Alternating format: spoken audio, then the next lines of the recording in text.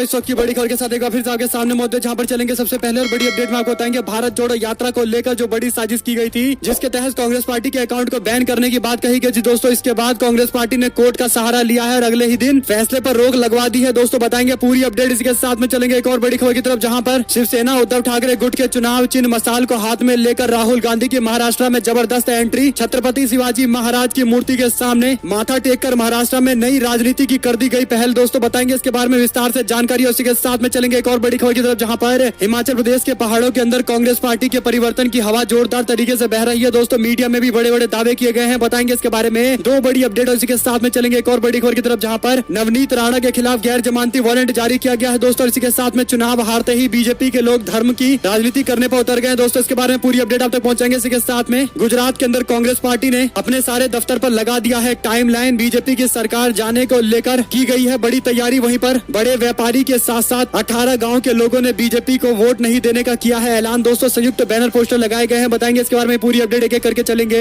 सभी बड़ी खबरों की तरफ सारी बड़ी जानकारी अब तक पहुंचाएंगे, लेकिन उससे पहले अगर आप भी मानते हैं कि हिमाचल रिवाज नहीं बल्कि राज बदलने की तैयारी कर रहा है तो इस वीडियो को लाइक करके लाल बटन दबाकर चैनल को सब्सक्राइब करके घंटी दबाकर कमेंट बॉक्स में जय हिंद जय भारत जरूर लिखेगा दोस्तों। रुक करते हैं सबसे पहले और बड़ी अपडेट का, जहां पर राहुल गांधी की भारत जोड़ो यात्रा जैसे ही तेलंगाना से महाराष्ट्र घुसी, वैसे ही राहुल गांधी ने अपने हाथ में मसाल लेकर यात्रा का नेतृत्व किया। और इस दौरान पार्टी के कार्यकर्ता भी भारी संख्या में रात को मसाल लेकर चलते नजर आए दोस्तों। बड़ी बात यह है कि शिवसेना उद्धव ठाकरे गुट को इलेक्शन कमीशन ने अंधेरी ईस्ट के चुनाव के दौरान मसाल चुनाव चिन्ह दिया है और ऐसे में राहुल गांधी मसाल अपने हाथ में लेकर चल रहे थे, जो कहीं न कहीं विपक्षी एकता के संकेत दे रहे थे। और राहुल गांधी की यात्रा जैसे ही आगे पहुंची तो आगे छत्रपति शिवाजी महाराज की मूर्ति के सामने उन्होंने माथा टेका और महाराष्ट्र के अंदर नई राजनीति की हुंकार भरी है। वहीं आपको बता दें कि कर्नाटका के बेंगलोर के कोर्ट की तरफ से दिए गए फैसले को कांग्रेस पार्टी ने एक ही दिन में पलटवा दिया दोस्तों। आपको बता दें कि कांग्रेस पार्टी के दो सबसे बड़े ट्विटर हैंडल को डिलीट करने का आदेश बेंगलोर की कोर्ट ने जारी किया था, जिसके बाद कांग्रेस पार्टी ने अगले ही दिन यानी बीते दिन कर्नाटका कोर्ट के अंदर याचिका दाखिल कर दी और उसके बाद कर्नाटका कोर्ट ने बेंगलोर कोर्ट के फैसले को बदल दिया है दोस्तों, पलट दिया है। और कांग्रेस पार्टी के दोनों सोशल मीडिया हैंडल पर अब कोई कार्रवाई नहीं की जाएगी, कोई बैन नहीं लगेगा। कांग्रेस पार्टी ने ट्वीट करते हुए कोर्ट के इस फैसले को लेकर आभार व्यक्त किया है। आपको बता दें कि बेंगलोर कोर्ट की तरफ से लिए गए फैसले के बाद जबरदस्त तरीके से विरोध हो रहा था और उसके बाद कांग्रेस पार्टी ने कहा था कि वो लीगल एक्शन लेंगे और बाद में दोस्तों लीगल एक्शन ने कांग्रेस पार्टी के पक्ष में माहौल बनाया है और उनको कोर्ट से बड़ी राहत मिली है। इस पर आप लोग क्या कुछ कहना चाहेंगे लिखकर जरूर बताएगा। चलते हैं एक और बड़ी खबर की तरफ, जहां पर हिमाचल प्रदेश के चंबा सीट जो बीजेपी से जुड़ी हुई सीट बताई जाती है, वहां के मतदाता भी बीजेपी से इतने ज्यादा नाखुश हैं कि उन्होंने बयान देते हुए कहा कि पिछले 5 साल में विकास के कोई कार्य नहीं हुए और इसीलिए हम एक बार फिर से राज्य के अंदर रिवाज नहीं बल्कि राज बदलने जा रहे हैं, भाजपा सरकार बदलने जा रहे हैं। आपको बता दें कि बड़े बड़े वरिष्ठ पत्रकार हिमाचल प्रदेश में घूमकर पता करने की कोशिश कर रहे हैं कि माहौल किसके पक्ष में है और सबको संकेत मिलने लगा है कि राज्य इस बार फिर से परिवर्तन की दहलीज पर खड़ा है, लेकिन कोई खुलकर बोल नहीं रहा दोस्तों, केवल इशारों में संकेत दिए जा रहे हैं। वहीं आपको बता दें कि कांग्रेस पार्टी के नेता सुरजेवाला हिमाचल प्रदेश पहुंचे, जहां पर उन्होंने कहा कि 100 में से मात्र 5 नंबर बीजेपी की सरकार को मिले हैं। दिल्ली से यहां आकर प्रचार करने वाले नेताओं को भी जनता ऐसा इलेक्शन का रिजल्ट दिखाएगी कि वो लोग भी देखते रह जाएंगे। आपको बता दें कि जयराम ठाकुर अपनी सीट खुद हार रहे हैं, यह बयान कांग्रेस के प्रवक्ता सुरजेवाला ने दिया है। और बड़ी बात यह है कि पिछली बार बीजेपी ने अपना मुख्यमंत्री पद का उम्मीदवार प्रेम सिंह धूमल को घोषित किया था, लेकिन अंततोगत्वा उनको अपनी सीट पर चुनाव हारनी पड़ी थी और यही बड़ा कारण है कि जयराम ठाकुर के चुनाव हारने को लेकर भी अंदेशा जाहिर किया जा रहा है। आप लोग इस पर क्या कुछ कहना चाहेंगे लिखकर जरूर बताएगा। रुक करते हैं एक और बड़ी अपडेट का, जहां पर मीडिया में भी हिमाचल प्रदेश को लेकर एक बड़ी बात छप रही है दोस्तों। वो ये कि गांव-गांव के अंदर कांग्रेस पार्टी के ओपीएस यानी पुरानी पेंशन स्कीम को लेकर चर्चाएं चल रही हैं। मीडिया में दावा किया गया है कि जब जनता से ये सवाल पूछा गया तो उनमें से कई सारे लोग जो बीजेपी के कट्टर समर्थक हैं, उन्होंने भी कहा कि हम भारतीय जनता पार्टी की ओर से ओपीएस स्कीम को लेकर चाहते थे कि कोई वादा सामने आए, बीजेपी या फिर प्रधानमंत्री मोदी अपनी रैली के दौरान ओपीएस स्कीम को लागू करने की बात कहे, लेकिन प्रधानमंत्री मोदी ने हमको निराशा दी है और इसीलिए हम भारतीय जनता पार्टी को नहीं बल्कि इस बार कांग्रेस पार्टी के पक्ष में वोट करेंगे। तो कुल मिलाकर ओपीएस स्कीम जमीनी स्तर पर काफी बदलाव ला रही है। आपको बता दें कि तकरीबन 1.25 लाख आबादी हिमाचल प्रदेश के अंदर कर्मचारियों की है दोस्तों और उनके परिवार के लोगों को अगर आप जोड़ देंगे तो हर सीट पर कम से कम 3000 वोटों का इधर से उधर अंतर पड़ेगा। और हिमाचल प्रदेश जैसे छोटे राज्य के अंदर 3000 वोट इधर से उधर किसी भी चुनावी परिणाम को कर सकते हैं। वहीं आपको बता दें कि फर्जी जाति प्रमाण पत्र मामले को लेकर सांसद नवनीत राणा को झटका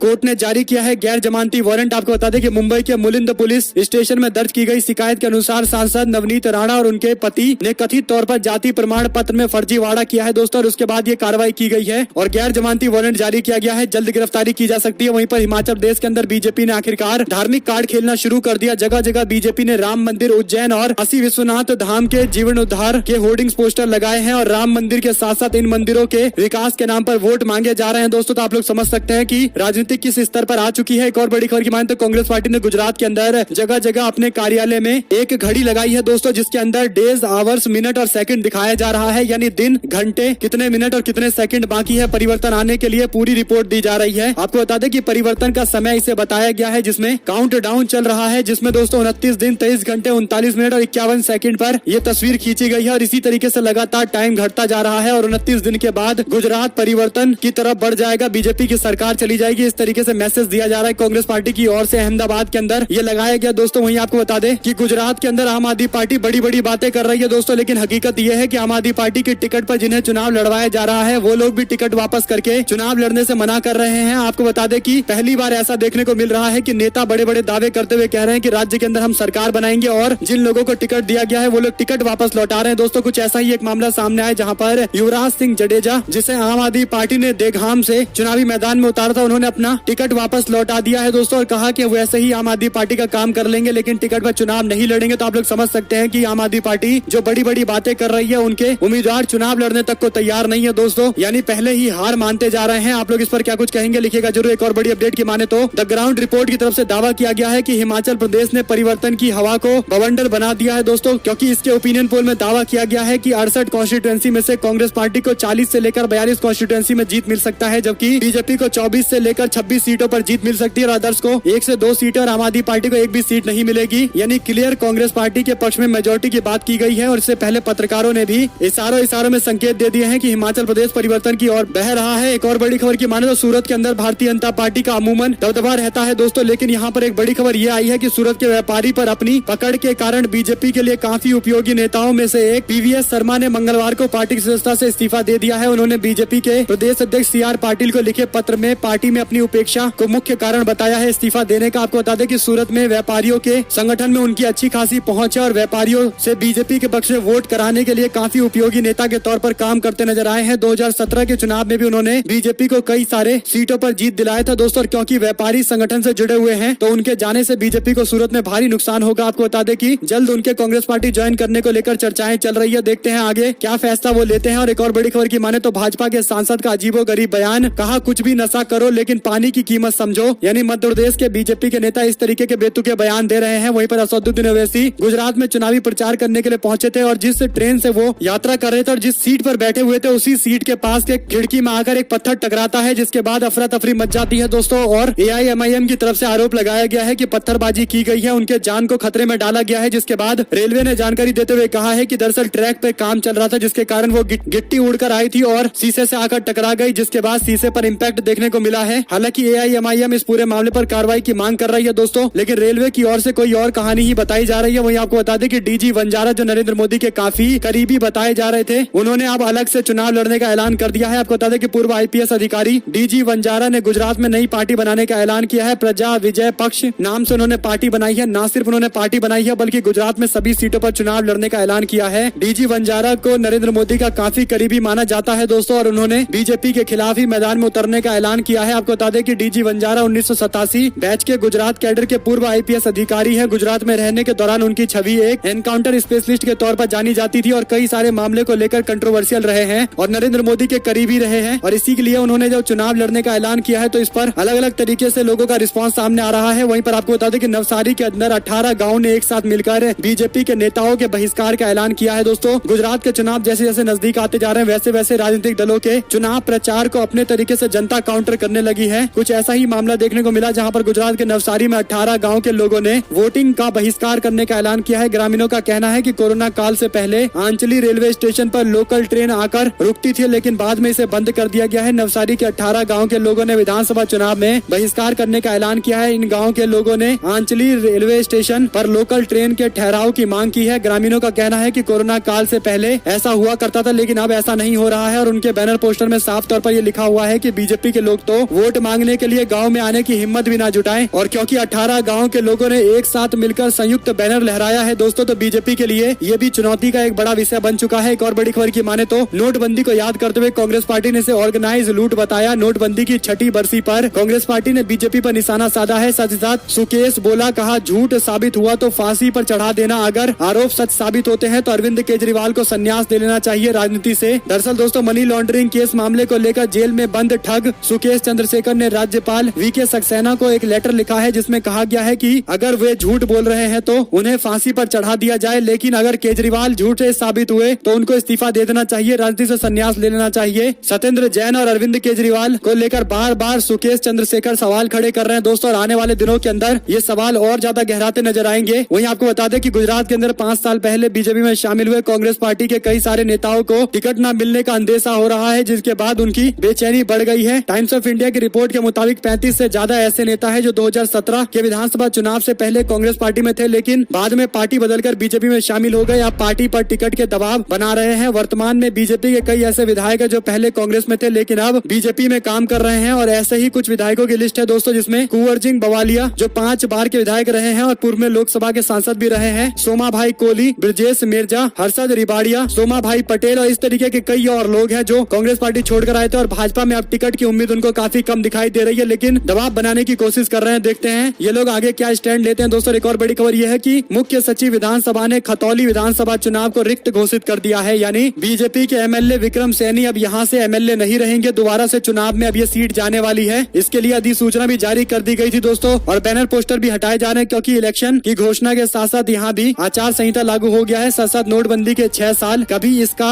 गुणगान करने वाले प्रधानमंत्री मोदी ने 6 साल होने पर कोई जिक्र भी नहीं किया। कांग्रेस पार्टी ने पूछा कि नाकामी प्रधानमंत्री मोदी कब स्वीकार करेंगे, जो उन्होंने बड़ी बड़ी बातें कही थी कि 50 दिन में ये कर दूंगा वो कर दूंगा। नोटबंदी लागू करने के साथ साथ देश की अर्थव्यवस्था की भट्टी बैठ गई, लेकिन इसके बावजूद प्रधानमंत्री मोदी ने कभी भी जनता से माफी नहीं मांगा। अब उनको कम से कम माफी मांगनी चाहिए। इस पर दोस्तों आप लोग क्या कुछ कहना चाहेंगे लिखकर जरूर बताएगा। रुक करते हैं एक और बड़ी अपडेट का, जहां पर मुसलमानों के इलाके में आम आदमी पार्टी ने तिरंगा यात्रा निकाली, लेकिन जैसे ही ये तिरंगा यात्रा खत्म हुई वैसे ही मीडिया वालों ने मुस्लिम लोगों से पूछने की कोशिश की कि क्या आप जानते हैं कि आम आदमी पार्टी कौन है। तो इनमें से ज्यादातर लोगों ने कहा कि उन्हें कोई जानकारी नहीं है कि कौन है ये आम आदमी पार्टी। और दोस्तों ये साफ तौर पर मीडिया में दिखाई दे रहा है कि आम आदमी पार्टी केवल मीडिया मैनेजमेंट के माध्यम से ही चुनाव लड़ने की तैयारी कर रही है, लेकिन जमीनी स्तर पर इस तरीके के वीडियो सामने आने के बाद आम आदमी पार्टी की असली हकीकत जनता के बीच में भी सामने आने लगी है। वहीं आपको बता दें कि जातीय जनगणना अब कराना जरूरी हो गया है। ईडब्ल्यूएस आरक्षण पर सुप्रीम कोर्ट के फैसले का स्वागत करते हुए नीतीश कुमार ने बयान दिया। बीते दिनों सुप्रीम कोर्ट ने आरक्षण के पक्ष में अपना फैसला सुनाया है। सुप्रीम कोर्ट ने ईडब्ल्यूएस आरक्षण को संविधान के अनुरूप बताया है। आपको बता दें कि 5 जजों के बेंच में जब सुनवाई हुई तो जिसमें से 3 जजों ने ये माना कि ईडब्ल्यूएस आरक्षण जो सरकार ने दिया है ये संविधान के अनुरूप है, इसमें कोई दिक्कत नहीं है, जबकि 2 जज थे जिन्होंने इस पर विरोध जाहिर करते हुए कहा कि नहीं ये संविधान के खिलाफ है। और ऐसे में दोस्तों क्योंकि मेजोरिटी वर्डिक्ट को माना जाता है और इसीलिए 3-2 से ईडब्ल्यूएस आरक्षण को कोर्ट ने मंजूरी दे दी है, जिसके बाद नीतीश कुमार ने सुप्रीम कोर्ट के फैसले का स्वागत करते हुए कहा कि अब जातीय जनगणना कराना भी जरूरी है। वहीं पर बेहद प्रभावशाली नेता हैं, काले धन को सफेद बनाया गया, साक्ष्य मिटाने की कोशिश की गई। सत्येंद्र जैन की जमानत को लेकर ईडी ने कोर्ट में अपनी दलील दी है। आम आदमी पार्टी के स्वास्थ्य मंत्री सत्येंद्र जैन को लेकर कोर्ट में कहा गया कि वो काफी प्रभावशाली नेता है, काले धन को सफेद करने में उन्होंने बहुत काम किए और साक्ष्य यानी एविडेंस को मिटाने का भी उन्होंने प्रयास किया है, इसलिए उनको जमानत नहीं मिलनी चाहिए। कोर्ट ने ईडी के इन सभी बातों को स्वीकार कर लिया है दोस्तों, अभी तक जमानत नहीं दी है। वहीं पर आरएसएस कार्यकर्ता की हत्या की जांच कर रहे अधिकारी को फोन करके धमकी मिली कि आप ताबूत तैयार रखो, और इस मामले पर इन्वेस्टिगेशन भी अब जारी है दोस्तों। ये केरल से जुड़ी हुई बड़ी खबर सामने आ रही थी। साथ 4 दिसंबर को राजस्थान में प्रवेश करेगी भारत जोड़ो यात्रा। राहुल गांधी की सभा को लेकर पार्टी कार्यकर्ताओं ने अपनी तैयारियों में नया उत्साह दिखाया है। वहीं पर हिमाचल प्रदेश के विधानसभा चुनाव में बड़ी रैली का आयोजन कर रहे हैं कांग्रेस पार्टी के नेता सचिन पायलट। उन्होंने कहा कि डबल इंजन सरकार जल्द ही बेपटरी होने वाली है, हम राज्य में परिवर्तन की नई लकीर खींचने जा रहे हैं। उन्होंने कहा कि 12 नवंबर को हिमाचल प्रदेश फिर से इतिहास बनाएगा और एक बार फिर से कांग्रेस पार्टी के शासन की वापसी होगी। सचिन पायलट ने दावा किया है कि भाजपा में आंतरिक मतभेद सामने आ रहे हैं और राज्य के लोग कांग्रेस पार्टी को वोट देने का मन बना रहे हैं। पायलट ने चुनावी रैली में कहा कि राज्य में भाजपा की सरकार का खराब प्रदर्शन रहा है। 5 साल पहले किए गए सारे वादे केवल वादे ही नजर आए हैं, जमीन पर कुछ भी दिखाई नहीं दिया है। इसीलिए जनता अपने भविष्य को सुरक्षित करने के लिए कांग्रेस पार्टी के साथ में आकर खड़ी होने जा रही है। वहीं पर कर्नाटका में जीत के लिए कांग्रेस की राह पर निकल गई भाजपा। चुनाव से पहले बीजेपी अपनी रथ यात्रा निकालने की तैयारी कर रही है। दोस्तों आपको बता दें कि बीजेपी ने कर्नाटका में विधानसभा चुनाव के मद्देनजर अपनी कमर कसते हुए उत्तर और दक्षिण के हिस्से में रथ यात्रा निकालने की योजना बनाई है, जिसमें प्रदेश के सभी 224 निर्वाचन क्षेत्रों को शामिल किया जा रहा है। ये यात्रा मौजूदा जनसंकल्प यात्रा के पूरा होने के तुरंत बाद शुरू की जाएगी। पार्टी ने ये फैसला इस चर्चा के बीच किया है कि कांग्रेस पार्टी चुनाव से पहले पूरे राज्य के अंदर बस यात्रा की योजना बना रही है, तो बीजेपी भी इसी तरीके की योजना को आगे बढ़ाए। और क्योंकि राहुल गांधी ने अपनी यात्रा करके कांग्रेस पार्टी के कैंपेन को कर्नाटका में जबरदस्त बूम दे दिया है दोस्तों, और इसी मोमेंटम को आगे बढ़ा रही रही है कांग्रेस पार्टी, तो भाजपा उसे काउंटर करने के लिए अपनी यात्रा अलग निकाल रही है। वहीं पर बीजेपी के कोर ग्रुप की बैठक से अचानक निकल गए सिंधिया, जिसके बाद कई सारे सवाल खड़े हुए हैं। आपको बता दें कि बीजेपी की कोर ग्रुप की बैठक मध्य प्रदेश में चल रही थी, जहां पर ज्योतिरादित्य सिंधिया अचानक से बैठक से उठकर चले गए। भाजपा नेता ने जाने के पीछे उनके तबीयत खराब होने की वजह बताई है, लेकिन इसके पीछे कई और बड़ी कारण बताए जा रहे हैं। दोस्तों, केंद्रीय मंत्री नरेंद्र सिंह तोमर जैसे ही बैठक में हिस्सा लेने के लिए आते हैं, वैसे ही सिंधिया बैठक छोड़कर चले जाते हैं। दोस्तों, और इन दोनों टाइमिंग को अगर आप जोड़ देंगे तो आपको पता चल जाएगा कि नरेंद्र सिंह तोमर और ज्योतिरादित्य सिंधिया के बीच में कहीं न कहीं 36 का आंकड़ा है, क्योंकि दोनों के दोनों एक ही क्षेत्र की राजनीति करते हैं। दोस्तों, और ऐसे में नरेंद्र सिंह तोमर के आते ही ज्योतिरादित्य सिंधिया के जाने से साफ तौर पर यह बात स्पष्ट हो गई है कि कहीं न कहीं मध्य प्रदेश के अंदर बीजेपी के अंदर दो फाड़ की स्थिति दिखाई दे रही है। और ऐसे में आने वाले दिनों के अंदर सारी बड़ी अपडेट आप तक लगातार पहुंचाते रहेंगे। रुक करते हैं एक और बड़ी खबर का, जहां पर उत्तर प्रदेश के मैनपुरी के अंदर कौन चुनाव लड़ेगा। दोस्तों, काफी ज्यादा घमासान इसको लेकर मचा हुआ है, क्योंकि समाजवादी पार्टी यादव परिवार से किसी को उम्मीदवार बनाएगी, ये बात लगभग तय है। लेकिन प्रसपा के प्रमुख शिवपाल यादव ने भी अपनी बातों से ये संकेत दे दिया है कि मैनपुरी के चुनाव से ये तय हो जाएगा कि असली समाजवादी पार्टी कौन सी है। और इसीलिए दोस्तों, दोनों पार्टियों के बीच में जबरदस्त घमासान देखने को मिल सकता है। क्या शिवपाल यादव खुद मैनपुरी से चुनाव लड़ेंगे, ये अपने आप में एक चर्चा का विषय है। वहीं पर यादव परिवार से अखिलेश यादव किसे मैदान में उतारेंगे, ये भी एक बड़ा सोचने वाला और विचार करने वाला मुद्दा है। दोस्तों, एक और बड़ी खबर की माने तो कांग्रेस पार्टी के नेता बंधु तिर्की का बयान, कहा जहां भी मिले बीजेपी कार्यकर्ता उनको जमकर पीटो। गुजरात के अंदर कांग्रेस पार्टी के कार्यकारी अध्यक्ष बंधु तिर्की ने सोमवार को पार्टी कार्यकर्ताओं से भारतीय जनता पार्टी के कार्यकर्ताओं को जरूरत पड़ने पर पीटने को कहा, जिसको लेकर विवाद खड़ा हो गया है। राजभवन के पास सत्ताधारी दल के संयुक्त विरोध के दौरान ये बयान दिया गया है, जिसके बाद बीजेपी के लोग काफी बौखला गए हैं। वहीं पर तेलंगाना के अंदर हाईकोर्ट ने पुलिस को केसीआर की पार्टी के बीजेपी पर विधायकों की खरीद फरोख्त के आरोप की जांच करने की इजाजत दे दी है। आपको बता दें कि तेलंगाना हाईकोर्ट से बीजेपी को झटका लगा है। अदालत ने केसीआर की पार्टी के द्वारा लगाए गए बीजेपी पर आरोप की जांच के लिए आदेश राज्य पुलिस को दिया है, जिसमें कहा गया है कि आप इस पूरे मामले पर इन्वेस्टिगेशन करिए। गौरतलब है कि मुख्यमंत्री के चंद्रशेखर राव की पार्टी टीआरएस की तरफ से कहा गया था कि उनके 4 विधायकों से पार्टी बदलने के लिए बीजेपी की तरफ से संपर्क साधे गए। पार्टी विधायकों को पैसा और लालच देकर अपने पक्ष में करने की कोशिश कर रही थी, लेकिन बाद में हमने जैसे तैसे इस मामले को हैंडल किया और अपने सारे विधायकों को पार्टी से अलग होने से बचाया है। और ऐसे में बीजेपी पर कई और गंभीर आरोप लगे हैं। दोस्तों, वहीं पर बुलंदशहर के अंदर विधायक प्रदीप चौधरी ने सीएम योगी आदित्यनाथ से की मांग, कहा जिला पंचायत के मॉल में करोड़ों रुपए के घोटाले किए गए हैं। पूर्व की सरकारों पर भी घोटालों का आरोप लगाया गया। दोस्तों, इस घोटाले में बड़े बड़े सफेद पोष हैं शामिल, इस तरीके के कई आरोप लगाए गए हैं। पूरा एक लेटर लिखा गया है, देखते हैं इस मामले पर क्या कार्रवाई की जाती है। वहीं पर झारखंड के अंदर पीआईएल गिरोह सक्रिय है, आखिर सीएम ने ऐसा क्यों कहा है। आपको बता दें कि झारखंड के सीएम हेमंत सोरेन को लगातार बार बार कोर्ट के अंदर जवाब देना पड़ रहा है। दोस्तों, उन पर कई सारे आरोप लगाए जाते हैं। सबसे पहले घोटाले का आरोप, बाद में राज्य की कानून व्यवस्था का आरोप और उसके बाद विधायकों से जुड़ा हुआ मामला बार बार कोई न कोई पीआईएल सुप्रीम कोर्ट में दाखिल किया जाता है, हाई कोर्ट में भी दाखिल किया जाता है। और इसी पर झारखंड के सीएम हेमंत सोरेन ने कहा कि पीआईएल गिरोह झारखंड के अंदर काम कर रहा है और इसके खिलाफ कड़ी कार्रवाई की मांग भी उन्होंने की है। दोस्तों, वहीं पर 37 दिनों से बेरोजगारों की गुजरात में हो रहे प्रदर्शन को लेकर राजस्थान के मुख्यमंत्री ने उनकी सारी बातें सुनी है। उन्होंने उन सभी लोगों को आज सीएमओ ऑफिस आने के लिए कहा है। दोस्तों, यहाँ पर बैठक होगी और सारी बातों पर चर्चा की जाएगी कि कैसे बेरोजगारों को रोजगार मुहैया कराया जाए। वहीं आपको बता दें कि गुजरात के अंदर पूर्व आईपीएस अधिकारी के राजनीति में उतरने के मामले को लेकर कई सारी पॉलिटिकल पार्टी अलग अलग तरीके के बयान दे रही है। कांग्रेस पार्टी ने इस पर कोई बयान देने से अभी अपने आप को अलग कर रखा है। वहीं पर देश भर के अंदर राष्ट्रीय जनसंख्या रजिस्टर को अपडेट करने की जरूरत है। गृह मंत्रालय की वार्षिक रिपोर्ट में ये जानकारी दी गई है। केंद्रीय गृह मंत्रालय ने अपनी वर्ष 2021-22 के नवीनतम वार्षिक रिपोर्ट में बताया है कि कोविड-19 महामारी के कारण राष्ट्रीय जनसंख्या रजिस्टर को अपडेट करने और इससे संबंधित जमीनी गतिविधियों को स्थगित कर दिया गया था। केंद्र सरकार इस उद्देश्य के लिए पहले ही 3,941 करोड़ रुपए मंजूर कर चुकी है, तो माना जा रहा है कि जल्दी इसे शुरू किया जाएगा। दोस्तों, आप लोग जानते हैं कि नेशनल पॉपुलेशन रजिस्टर और सिटीजनशिप अमेंडमेंट एक्ट दोनों को जोड़कर देखा गया था और कई बार इसका विरोध भी किया गया था, लेकिन अब एनपीआर को आगे बढ़ाया जाएगा। दोस्तों, देखते हैं किस तरीके से पॉलिटिकल रिएक्शन सामने आते हैं। वहीं पर पे पीएम बोलकर राहुल गांधी ने प्रधानमंत्री मोदी पर निशाना साधा है, यानी कर्नाटका के मुख्यमंत्री बसवराज बोम्मई को पे सीएम बोलने के बाद अब कांग्रेस पार्टी नया कैंपेन चला रही है, जिसके तहत पे पीएम प्रधानमंत्री मोदी और उनकी सरकार को कहा जा रहा है। राहुल गांधी ने कहा कि पे पीएम ने 2 से 3 उद्योगपति अरबपति मित्रों को फायदा पहुंचाने के लिए नोटबंदी की थी, उन्हीं को केवल फायदा पहुंचा है। प्रधानमंत्री मोदी ने 8 नवंबर 2016 को अर्थव्यवस्था में भ्रष्टाचार और काले धन की समस्या को दूर करने के उद्देश्य से 500 और 1000 रुपए के नोट बंद कर दिए। दोस्तों, लेकिन उसके बाद देश की अर्थव्यवस्था की भट्टी बैठ गई थी, जिस पर राहुल गांधी कह रहे हैं कि अपने उद्योगपति मित्रों को फायदा पहुंचाने के लिए नोटबंदी की गई थी। वहीं पर इस्तीफा दे दूंगा, माफी नहीं मांगूंगा, कांग्रेस पार्टी के नेता ने हिंदू शब्द को लेकर जो बयान दिया था उस पर अब ये बयान जारी किया है। माफी मांगने से उन्होंने मना कर दिया है। सतीश जारकीहोली की तरफ से यह बयान दिया गया है। दोस्तों उन्होंने कहा कि जो कुछ भी मैंने कहा है मैं उस पर माफी नहीं मांगूंगा, चाहे तो मैं अपना इस्तीफा दे दूंगा। वहीं पर कांग्रेस पार्टी के प्रदेश के अध्यक्ष डीके शिव कुमार ने कहा कि उनके विचारों से पार्टी अपना समर्थन नहीं दिखाती है। हमारी अलग विचारधारा है, पार्टी की विचारधारा से उनके बयान का कोई लेना देना नहीं है, पार्टी उसे एंडोर्स नहीं करती है। वहीं पर हिमाचल प्रदेश के ओपिनियन पोल में आम आदमी पार्टी को तगड़ा झटका लगा है। दरअसल दोस्तों इंडिया टीवी के सर्वे में आम आदमी पार्टी को भारी नुकसान बताया जा रहा है। इस ओपिनियन पोल की माने तो हिमाचल प्रदेश में बीजेपी को 46%, कांग्रेस पार्टी को 42%, जबकि 2% आम आदमी पार्टी को वोट मिल सकते हैं। हालांकि